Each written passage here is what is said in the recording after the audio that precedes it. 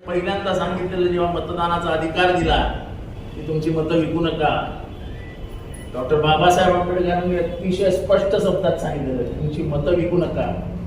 ज्या दिवशी तुम्ही या संविधानाला हात घालाल तुम्ही या भारताचे तुकडे तुकडे केलेले असतील. कारण का भारत हा एका रंगाने नटलेला नाहीये, हा भारत हा विविधरंगी आहे.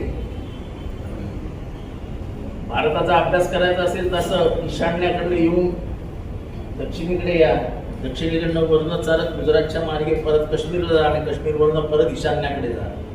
तुम्हाला समजेल की भारतामधले रंग किती आहे. आणि म्हणून जनगणमन ऐकताना पूर्ण जनगणमन ऐकताना किती हुशारीने लिहिलेलं आहे आणि कसे त्याच्यात सगळे भारताचे रंग, भारताच्या नद्या, भारताचे डोंगर दऱ्या यांचं कसं वर्णन आहे त्या जनगणमनमध्ये पूर्ण लिहिलेलं आहे.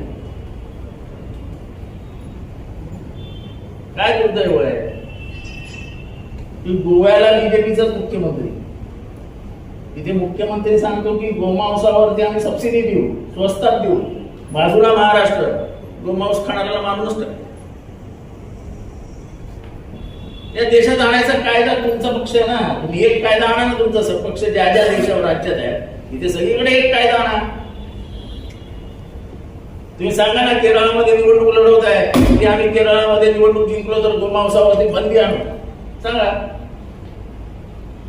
सांगा. तमिळनाडूमध्ये पण मग काय सांगत नाही तुम्ही? काय गोव्यामध्ये सांगत नाही तुम्ही गोमांसावर बंदी आणू? ती नेमकी महाराष्ट्रातच का हवी असते तुम्हाला? हे प्रश्न विचारले की लोक असे काय जितेंद्र काही प्रश्न विचारतो, काय बरोबर आहे, काय काय बरोबर आहे, बरोबर काय?